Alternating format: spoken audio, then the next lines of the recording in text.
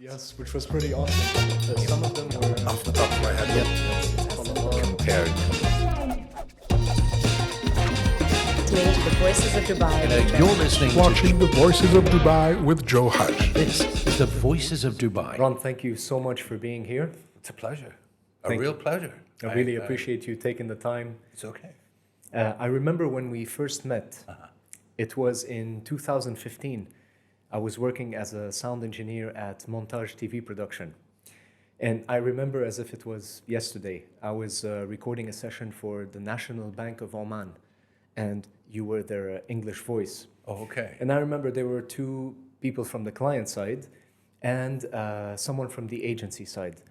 And I can remember very clearly the moment you walked in and started saying hi to everyone, the first thing that popped in my mind is, wow, this guy has such good charisma, you know? Alhamdulillah. And since then, I've had the pleasure of working with you on many different sessions throughout the years until today. Well, I don't think anybody's ever accused me of having too much charisma or any charisma whatsoever. So thank you very much for your compliment. My pleasure, my pleasure. I will take it as a compliment. Of course. Do you remember your first project ever as a voiceover actor? Yeah, I was working in Texas at a little FM radio station. I was reading the news, and they asked us to read some copy. One was for Ford Motor Company, the other was for Danbury Yogurt, and the other was for Dallas International Motor Speedway. Do you remember any of these lines by any chance? I remember Dallas International Motor Speedway. Yeah? Could you please? Because I used to hear it on the radio all the time. It was one of those kind of ads that they would just play all the time. And so when you have a young and impressionable brain, it sort of sticks. It's like bubble gum. But, yeah. So how did it go? It went, Dallas International Motor Speedway, where you can see your favorite cars and stars. Charlie Chumley Chevrolet, Mike Magursky Mustang. And don't forget, guys, if you bring a girl, this weekend, she gets in for free. Dallas International Motor Speedway invites you to come out and see your favorite cars and stars. Wow, that's amazing. How come you remember the entire script? I don't know. I mean, that's probably not the script verbatim, but it was something like that. It rolled something like that. The Ford, I can't remember. Danbury Yogurt, I can't remember because even yogurt was a new phenomena for me. Even though this was 1971, it must have been. 1971, wow. Yeah, around that time. Were you paid for these ads? No, I wasn't. It was a university radio station. Okay. So I was doing the news. It was like a little powerful 5-water out of Denton, Texas. And just across, well, not across the border, but across the Mexican border was Wolfman Jack. And he had, I don't know, he must have 15,000, 20,000 water. You know, you could hear him all over America. Of course, in those days, we had AM, which is medium wave, and FM was just coming into its own. So AM at night, you had this thing called wave propagation. Okay. So that you could be broadcasting in Boston, and you could be heard all the way in Texas or maybe California. Because what happened is in the ionosphere, the layers cool. And so those radio signals, instead of going through them like they do in the day, they bounce back down. Oh, interesting. So you had this thing. That's why in this part of the world, we used to be able to hear radio Sri Lanka for so many years, of which one of the people that I have in the past done some work with was Amin Sayani, Benakagit Mala, out of Bombay. He used to come here. I have to take my hat off to two other greats that I was able to grow up with here, was Atef Helwa, Palestinian, great broadcaster, was Arabic BBC, and a great voice artist for so many years. He's passed away. And Salim Jaffrey from Pakistan, another great, great, great voice artist from this part of the world. Would you say these were your references or role models? They were good friends, and also they were older than me, so they had a very good handle. It wasn't some kind of alien thing for them, you know. When you say, "Oh, could you do this voice?" I mean, they ended up doing hundreds with me, if not thousands. But yeah, I mean, they were very professional. This is a profession. You walk into it, you know sort of what you're supposed to do. It's not just the voiceover part, but it's the decorum. It's what the engineer's job is. It's the script. I rewrite a lot of scripts, and for me it's like water off a duck's back nowadays. I've done thousands of scripts, so a lot of time, and I can appreciate where English is not the first language of, say, somebody in Saudi Arabia. I just had to do for government agencies, zakat. And, you look at it and you go, let's fix this up so it sounds smart, so it sounds good. Okay, that's all right. That is part of the job as far as I'm concerned. And those guys were like that.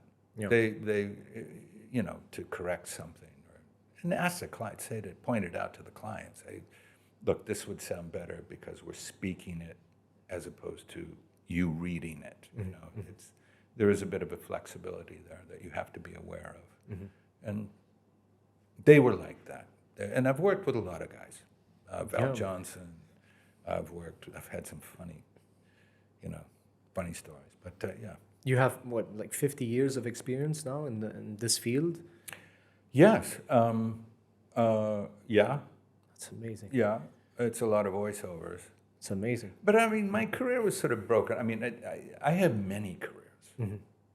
This was something I always knew I would always continue doing late into life because I could.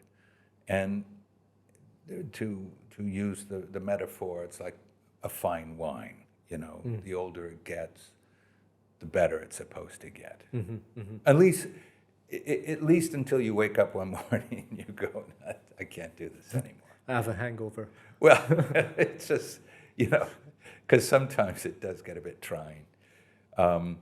It gets a bit trying because young people who come into this profession, and I allude back to what I just said, are not aware of the past, not aware of how this was birthed, not aware of how this was midwifed, how it came to be, why we do this.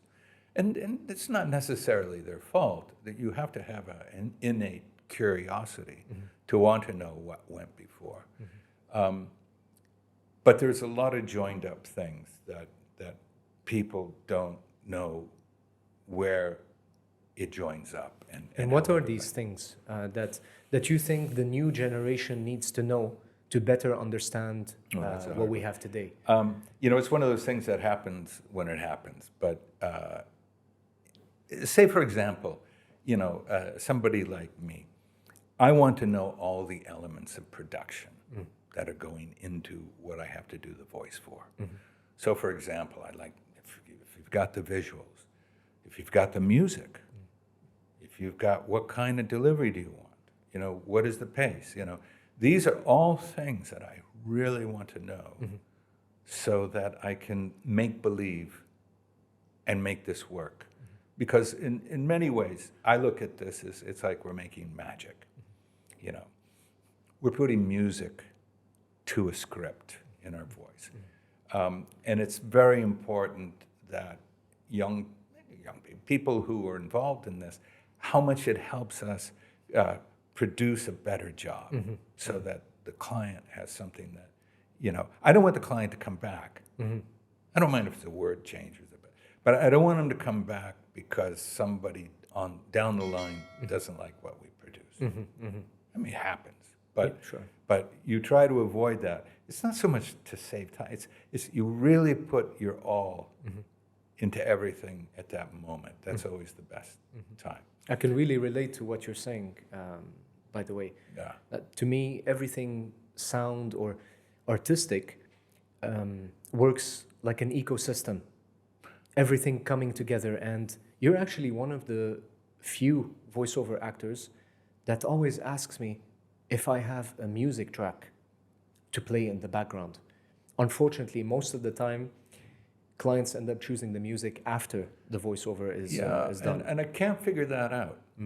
I mean, that to me seems, I mean, yes and no, but I mean, to cut, I don't mind if you cut a film to the voice, because a lot of times what happens, and this is another school thing for you guys watching out there, is that when a copywriter writes a script and he's checking the time, he's reading it under his breath. He's reading, Bob's Bisbee, it's going to be, yeah, that's 30 seconds, Well, it's not. When you have to read it out loud and trying to put forth a message, a style, something that's a hook, it takes time. So a lot of times you get scripts that are just overloaded. And then there's a lot of little shortcuts that you can save repetition. A lot of times you get a script, it's repetition. We've already said that, you don't need to say it again. You can take that, saves time. Copy paste it there. Yeah, it's not to denigrate the product, the copywriter, the production. It's just so that it has that flow. It has that magic. You've got 30 seconds to get something across emotionally, a hook. People are sitting, and most of the time, if in my day, people were hearing stuff when they got up in the morning, having their breakfast, having their cup of coffee, and going out the door, and then maybe on the radio in the car. After that, people are at work. They're not listening to commercials and stuff. So your prime time was, and drive time home, was to have a catch, a hook, something that people are going to, over everything else that's going on around them, will hear something. Another thing we did a lot of in the early days is jingles. We did hundreds, if not thousands of jingles. Wow. Do you remember any off the top of your head? I do. There's a lot of good ones, but I'm not going to, because they were full-blown jingles with bands and multiple singers. I mean, they were real jingles. I'll give you some from the early 80s, 81, 82, for Citizen Watches, Jebel Ali Hotel. I mean, locally here, but I mean full-blown jingles, and that's what clients wanted. And then within those jingles, you made what we called a bed, where you could put your voiceover in, this weekend only, come on down. And I listen to some of those nowadays, and the prices, like a weekend at Jebel Ali Hotel for 150 dirhams. You listen to those things nowadays, and you scratch your head, go, wow. We used to live for a song out here. You could sleep on the beach, nobody mind, That's why people hung about, because it wasn't costly, and if your job ended, you could find another one usually, and it was like that. I had many. I mean, I ran the first production studio here, Audio Productions. Can you tell us about that? 1979, the Ides of March, 15th of March, 1979, we started the first production company here. Wow. In Sharjah. In Sharjah. There were a lot of ad agencies in Sharjah in those days. Sharjah was really heaving in those days. In our little ad community. You had Intermarkets in Dubai, which was affiliated with Lintus and JWT. You had the wonderful Samir Faris running that, great doyen of advertising in the history of this part of the world. Wow. You had, we had Ogilvy? Well, Ogilvy, we had David Hebden. David Hebden, who penned put a tiger in your tank, which is one of the big ads of the 1960s for Esso. We had Don Michel, who penned us Harrington smokers would rather fight than switch, and See the USA in a Chevrolet. I mean, these are classic, in the days of classic advertising. They were troubleshooters out here, and we got to work with them. They were very good. They were nice people, but get them in a studio, boy, they were real taskmasters. Oh yeah. Oh yeah, yeah. They made you. They had to hear. It was magic. They had to hear it. They had to approve it, and they would be in there with you. They'd be there, telling you what to do. When? I'm curious. When did you first get paid for a voiceover? Oh, I was in Iran. Like I said, I've had many careers. So I was in Iran. I was running studios up there. This is during the time of the Shah, then up to the revolution, and I worked for National Iranian Radio and TV. I was a journalist. And I knew a guy up there, Ashfin, I think his name was, from Caspian Advertising, which did end up here. And he got me to come in and do a couple of ads. I think they were ads. Paid me quite handsomely, and I thought, oh, okay, that's a pretty good thing to have in your back pocket, just in case everything goes boom. From your voice, especially like... Well, my voice in yesteryear sounds quite tweedy compared to what it sounds now. Oh, yeah? Yeah. I mean, I listen to some of my stuff from, the 80s, 70s, 80s, and my voice is not the same. Do you have any samples from back then? Yeah, I do. I think, yeah, I do. I would love to listen to one. I do, and they're horrible. I'd love to listen to one just to compare, because when I think of Ron, yeah, I have a specific voice in my mind. Yeah. And I'd be curious to know where you started and like the evolution. Where have I ended? Where you are now, after all those years of success and recording for global brands. Well, success, I don't know, success. I don't know if you know Rudyard Kipling and his poem, If, and he's writing his son, and he says, when you learn to treat success and failure, those two imposters, the same, then you will be a man, my son. Wow, I love that. So, it's yin and yang. I always find in life, if things are going too good, then maybe pull it back a little, because the Greek gods have a way of just making you slip on a banana peel. So, one way or t'other, it's that balance. You have to have a balance. Yeah. Do you remember a pivotal or life-changing moment for you in your voiceover career where things just started to get better and better? No, it's up to the fates. I think any voice artist, I don't know, judges by the amount of work one gets.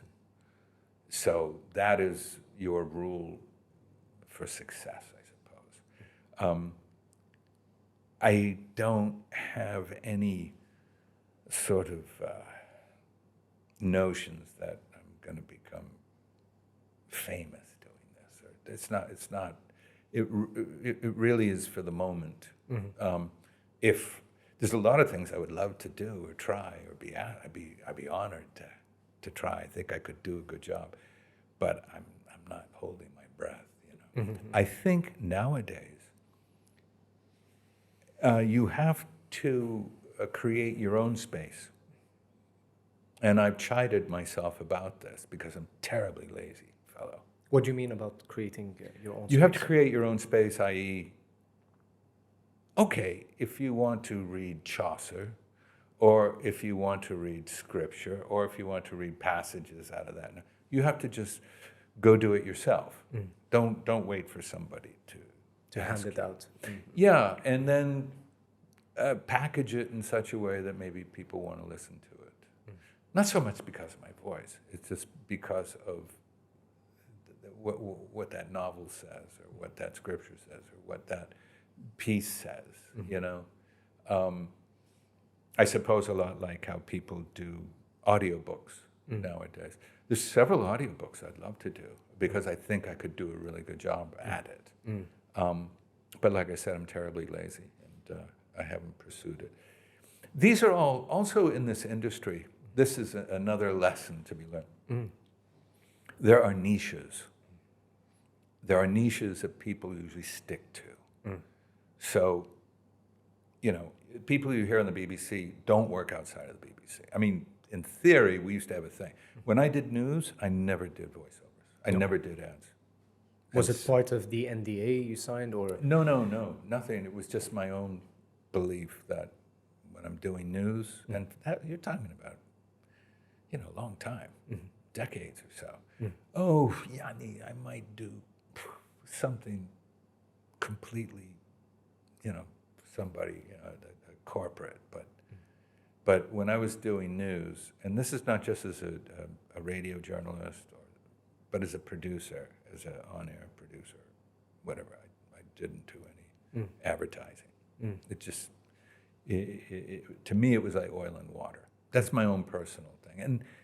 And not only that, I think a lot of people did that. I think a lot of people did that.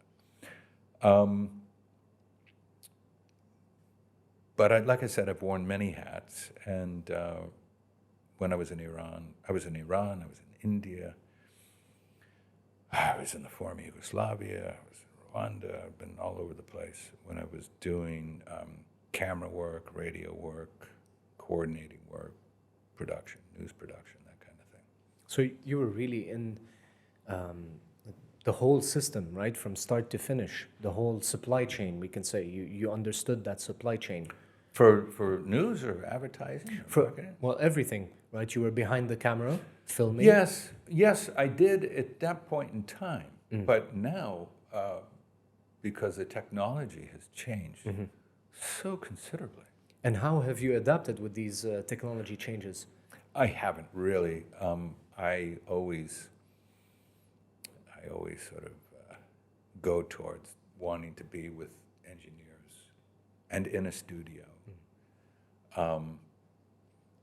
I suppose this gets back. I mean, AI.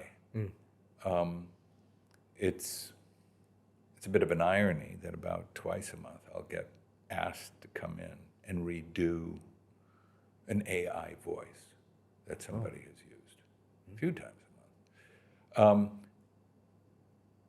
which I can tell an AI voice off the bat, usually within 2 sentences. What gives it up? I don't know. It's because I'm a creator of voice work, and not just my own, but listening to other artists all the time for 50 years. So it's there's a music in our voices. There's a music in how we put those notes together, and how many notes are in a bar, and even if you're not a native speaker, you are so good at hearing voices that you can tell where they're from. You can tell how they would speak, say, English at any particular time in their learning of English. You know, I mean, that's how good you get at voices. So when I hear AI, it's very stilted in some ways. I guess they'll get over that if they really bother to. I mean, I would assume it would take a lot of work cloning people's voices. Personally, I think it's bad, but In what sense? Bad in what sense? Well, I think it robs the artistic community, you know, without getting too pompous about it, but I mean, voice artistry, singing, music, anything like that, you know, we need to save those things for mankind. We need to save those things for children. So they're not just learning maths and algebra and computer all the time, but they're learning how to sing, they're learning how to dance, they're learning how to express themselves. Because as we have learned, you know, a lot of young people, a lot of people have different mental issues, ADHD, all these kind of things that people's brains are not connected or connecting together. And, you know, I heard one lady say once, it was like having no airplane control in her head. What do they call that? The ground control? The ground control. She said it was like having lots of airplanes flying around her head with no ground control, no tower telling the planes where to line up, where to go. You know, so it's like that for some people. My wife always accuses me of having senior ADHD. You know, and I look at her, because when I first met my beautiful wife, it was 35 years ago, she always used to get on my case. What's the matter? Can't you multitask? So I spent, you know, 35 years multitasking, you know, and like, see, look at me, I can do more than one thing at a time. Aren't you happy? And then she turns around and goes, you know, I really do think you have senior ADHD. I go, how can you win? I'm not trying to win. I'm just trying to be happy. Yeah. Ron, could you walk us through your process of preparing for a script whenever you come into a session? Well, I like to have the script beforehand. I rehearse it a lot. I read it through. I see if it's all joined up, if it sings. Is the grammar correct? There's a lot of things, but I do rehearse. Yeah, I mean, if time allows. I always ask. First, I ask, do you have the script? Because you can't. I don't want to show up cold. And sometimes it's out of our control, right? We get the script as soon as we walk I can into do the it, studio.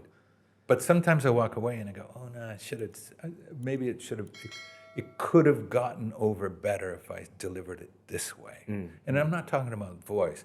I'm talking about pace. You know, it's not just about the voice. It's about word separate pace, emphasis. You know, there's a lot of things. And you can't do that unless you've rehearsed, not just rehearsed, but maybe, listen to it in your own head. You know, that's very important, is to be able to hear what you're speaking. It's very important, you know, because at the end of the day, it's other people.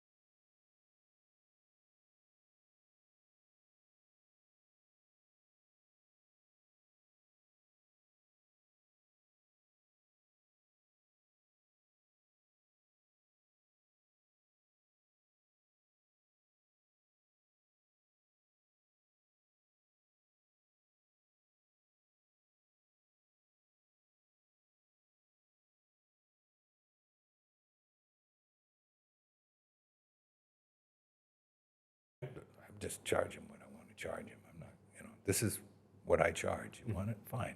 Alhamdulillah. If you don't want it, you know. That's fine too. Yeah, it's okay. I'm not going to lose any sleep over it.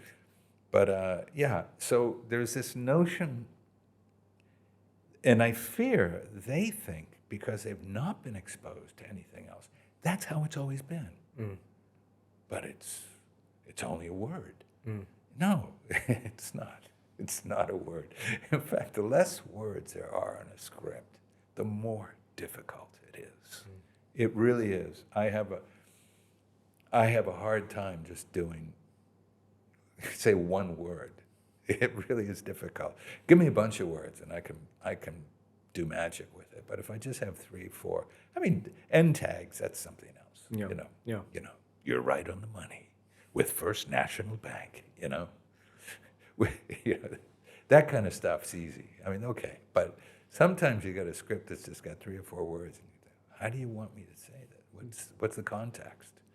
So that's important. What are some of the challenges? We really care about you. We really do. We really do. You're right on the money.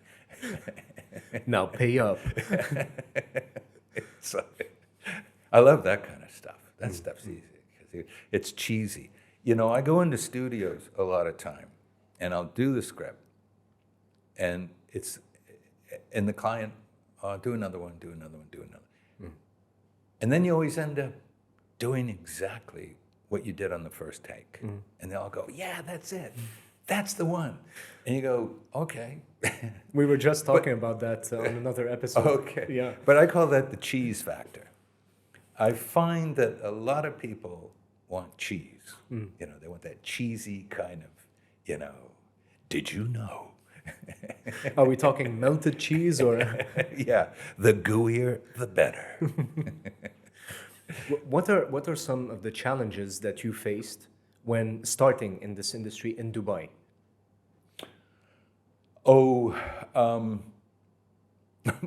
Well, I think because I was so completely naive of starting a business here.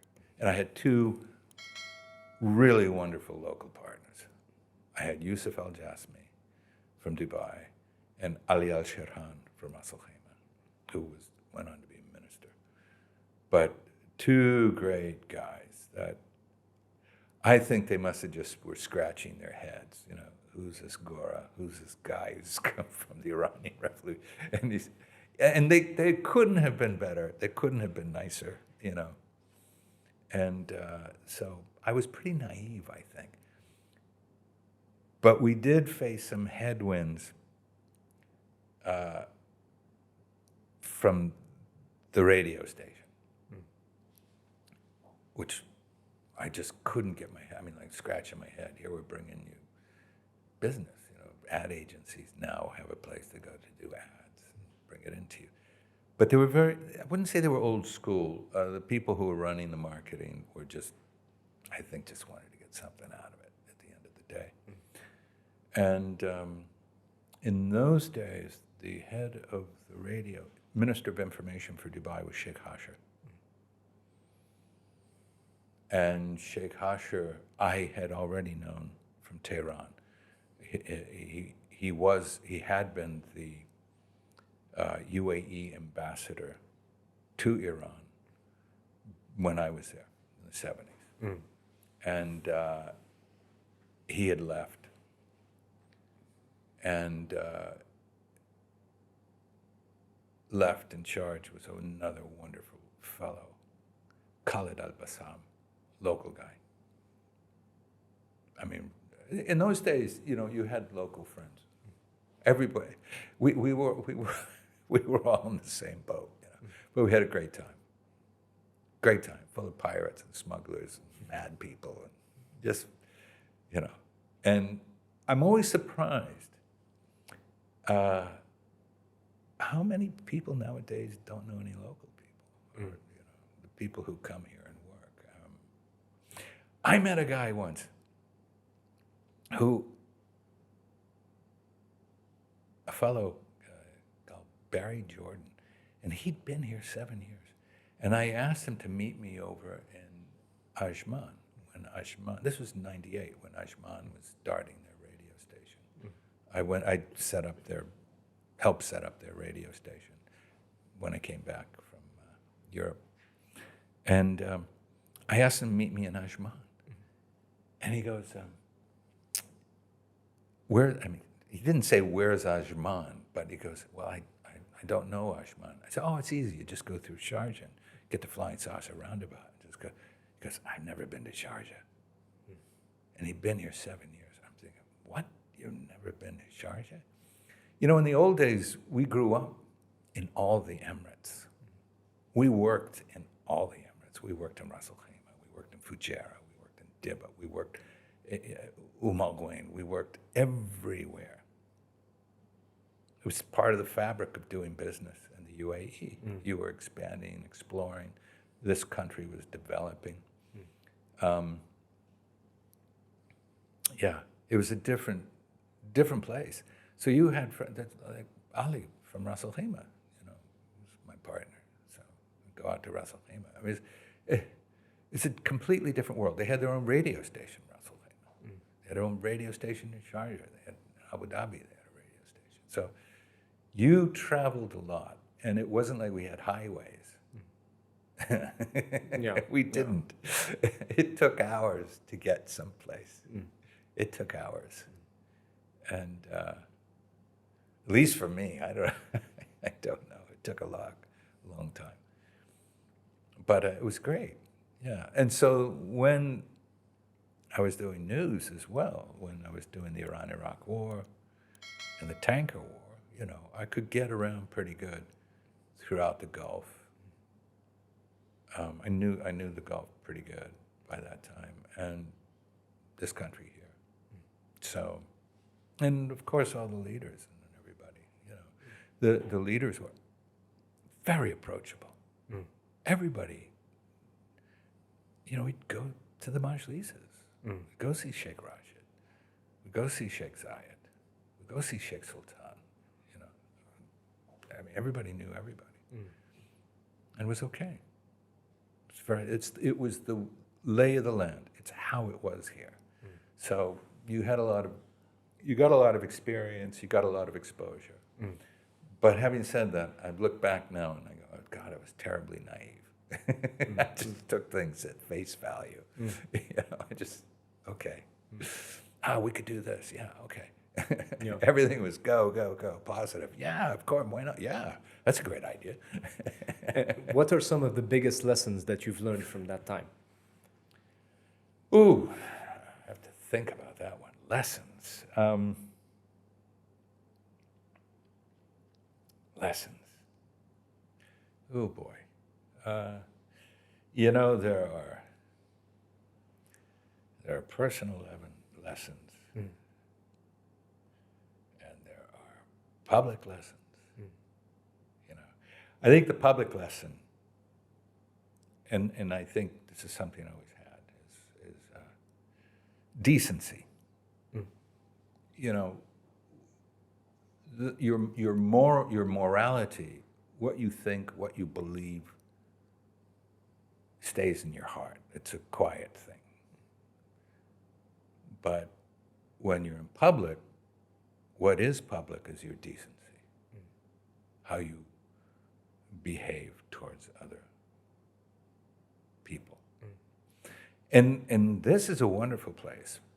I'm very lucky because I lived in India, I lived in Iran, I've lived in the Arab, so, it's for me to live in this fantastic stew of different cultures, different people. I love it. What I really love, and I've spoken to some officials, is we have this huge cadre of young kids who've grown up here, who've been to school here, who speak all the different languages. I'm one of them.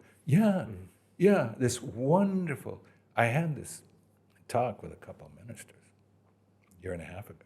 They recognized it, but still there's this idea, we have to go outside of here.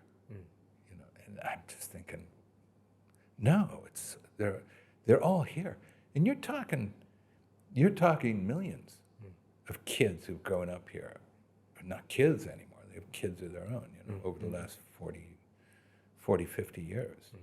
And I always find that there's some of the most gentle, quiet, unique people I've had the good fortune of working with. I love all the kids that have grown up here. They're special. They're very special. You know, they're export quality. They could work anywhere. They can get on with other people, and that's really an important thing. I'm lucky. I'm very lucky in that respect that I naturally just get on with everybody. That's a bonus point. Yeah, There's a lot of other things I don't, but I mean, but that's a good start. Nobody can deny that. I mean, I remember every session, almost every session we recorded together where you were in the studio, because there were a couple of sessions in 2020 where we had to do remote recordings, you know, during lockdown. Yeah. But for all the sessions that we had in person where you would come to the studio, no matter how many people were there, I remember you're always shaking everyone's hand, you know, making sure to talk to them a little bit. And yeah, that's really something, you know, admirable. You know, not everyone does that. I think my mother taught me that, you know. Just, I mean, and it's a natural thing. I think both my father and mother, the families I come from, you know, they're just outward. In that way, they're just sort of outward. They're not afraid of other people. You know, people, folk are folk. You know, what's that saying? It's when you meet a man with two heads, he can tell you something you don't know. I'm always looking for people with two heads. Because I'm just curious. I find, it's why I love history so much. You know, history's not dry like it used to be when I was a kid growing up, or I wasn't ready for it. But when I read lots of books, and I read them over and over and over again. That it's just such a fount of knowledge, and really helps you get your bearing as to where we are in the world right now. It's a bit disappointing, you know. I think it's Arnold Toynbee, the historian. It was Toynbee who said, the one thing that man never learns from history is that he never learns from history. And yeah, I think, like a lot of what's happening right now around us, it's painful. It's very painful for all of us. A bad testimony of the condition of the human race. You've recorded for some of the biggest clients in the world and in the UAE. I mean, some of them, just to name a few: Porsche, Mitsubishi, OSN, Emirates Airline. Everybody. What advice can you give to someone who's interested in entering the voice acting industry? Advice. Well, if you think you can do it, my personal feeling is that anybody can do voiceovers. Anybody can do voiceover. And I think we just went through a phase, at least up until the COVID period, where you were pretty much getting just anybody doing voiceovers, which I don't mind. I mean, if it's good enough, if the delivery's okay, it's not so much about the tenor of your voice. There's a style to doing that, and that has a place. But a lot of what you hear nowadays is sort of like the boy or girl next door kind of delivery. And that's great. So I think anybody can do it, but take it seriously. Take it seriously. What do you mean by that? I mean, well, this is a double-edged sword. In the big bad world of advertising and public relations, marketing, and there's a place for this, nowadays they like to go for the big Hollywood star doing the voiceover, which is okay. But Mr. and Mrs. Hollywood star, remember, there's a lot of people who make a livelihood out of this and would really like an opportunity to be able to do something like that. It's not to say that you can't. It's not to say that you're not good enough. No, you're just as good as everybody else. But I can't use that word. But there's a lot of people, producers, who want to be around stars, and that's why they hire the stars. I had to produce a couple of. I remember a long time ago I produced a television commercial here for Emirates General Petroleum, where, and this is before CGI. We had to train a Falcon to land on a can of oil with a desert scene. It was all staged. It was I'd shot it in London. Same people who did the Superman films. And I used the voice artist, Josh Auckland. Well, not voice artist, the actor. What are all those Mel Gibson films? Lethal Weapon? Lethal Weapon. He's the baddie. And he's South African. But great voice, that's what besides acting, he used to do voiceovers and radio. And we all come from that kind of stable, I did stage. I did drama. I did plays at the Carnaby Street Theater. I've done all kinds of stuff like that. So we all sort of came from that same background. But I'd go. I didn't use myself. I wanted to use somebody that had more bottom, what we call more gravitas, more bottom. Whilst I was doing that, I had to go to the studio. I get distracted, but I went into an audio studio just in Soho, just down the street from Clearwater, where I was shooting this. And so the girl takes me in. She's going to show me where we're going to do the voiceover in a day or so. It's not ready yet, but a day or so. And I'm going down. And the door bursts open. It's big steel doors, they had in these old studios. And there's just a little narrow hallway. And who comes charging out but Orson Welles, Well. Citizen Kane. And I'm going, and he's angry. He's going, I'm not going to read this shit. I hate this crapness here. This is horrible. I'm not going to, typical voice. And there was this little man running behind him. Oh no, Mr. Well, we can fix that. We can fix that. And I just sort of. This tornado of a man just. But we married. My advice is, if you want to do it, do it. You can't hold back progress. You can't do it. Go ahead and do it, and listen to it. And it could work. It might work. It might not. I hear a lot of good stuff. I know some of the guys that do stuff here, and I take my hat off to them. They're good. They have a particular brand. All this voiceover stuff, it is a particular brand. So when people ask me to imitate somebody else, I just don't ask me to do that, because I'm not that good. I'm not Mel Blanc, Daffy Duck, and Donald Duck, and Goofy, and all that. I can't do that. I just do straight reads. I'm a straight man. Doing straight reads. Straight reads. That's what's up. Don't mess it up, please. Otherwise, I might not be able to do it, and then I'll lose faith in myself. But I'll end up charging you the same rate. No, I can't. I hate it when. And the other thing is too, because I'm an American. When people ask me, they get disappointed sometimes that I'm not British or can't do British. I can do it, but it sounds naff.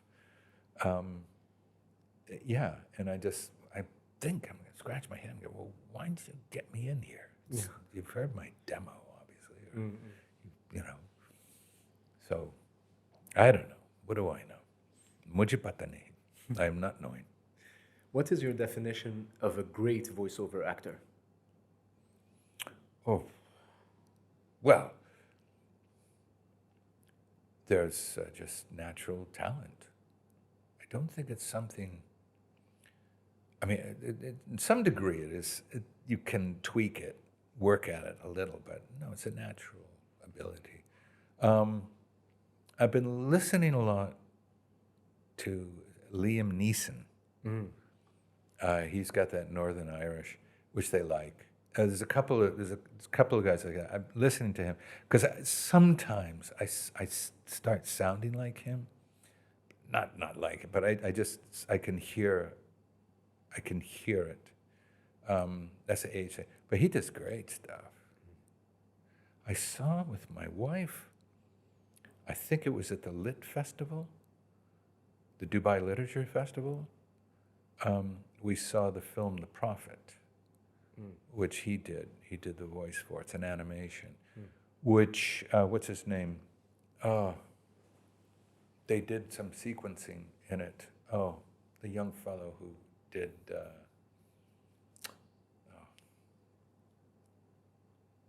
there's that animation with the 4 local women.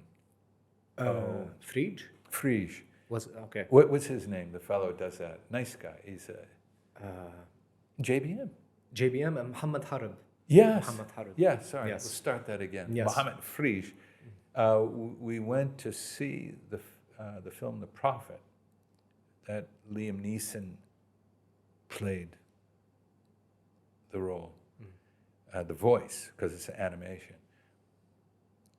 And it was a worldwide collaboration. And one of the young men they had do it was the fellow who did Frege. Wow. Mohammed Harib. Wow. Oh, it was fantastic. Have you not seen it? No. It didn't get. It should have gotten more mileage, and I think it's because. I think it came out. I might be wrong here, just before COVID or a couple of years before COVID, but it's a great film. It's okay. It's a great animation. It's the best. You know, it's a hard kind of idea to produce without being too pushy or "I told you so." Or, you know, it wasn't like that at all. It was extremely well done.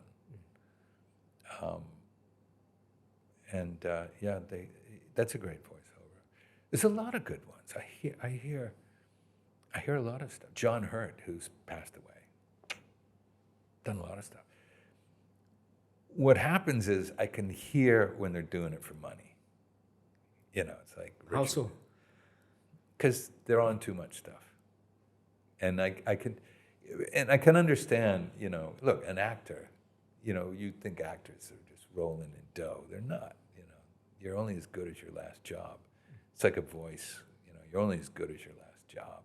You know, after that, tomorrow's another voiceover. You know, I've had maybe once or twice people actually come back to me who weren't part of the production. They said, "Was that you?" And I go, "Yeah, yeah." It was fantastic.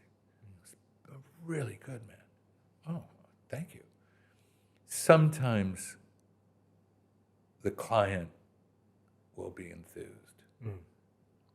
I mean, that's the last you hear of it. It dies after that. You know, it's okay. But that's part of the bit. It's not, okay, thank you very much. But the next one is a whole new project. The next one is like, you know, it's like opening door number 3, you know, and what's behind it, you know, okay. But that's where you become good, is you can open door number 1, door number 2, door number 3. Contestant, Yeah. behind the door, you know, and you can open it and go, oh, okay, yeah, I can do that. I did have one the other day they sent. I haven't heard back, but it's one of these riffs, and I can do it, but I really think they need somebody who's good at that kind of stuff, or who's younger, or whatever. What kind of project is it? Oh, I don't know if I can reveal the Okay. the product without any kind of Consent. legal ramifications. Sure. If you know what I mean. Sure, absolutely. Ron, I want to acknowledge you. You've done so many projects with so many different studios, and it was a pleasure to work with you and to be able to come up with creative projects together. And I look forward to many more in the future. Thank you very much. I'm very humbled that you would ask me to come here, and also that you've gone ahead and tried to do something that I wouldn't have thought about doing, but that's why there's so many of us, you know. Everybody has a good idea once in a while. Once in a while, Once in a while. So, mashallah, this will bear fruit. Thank you. Thank you, Ron.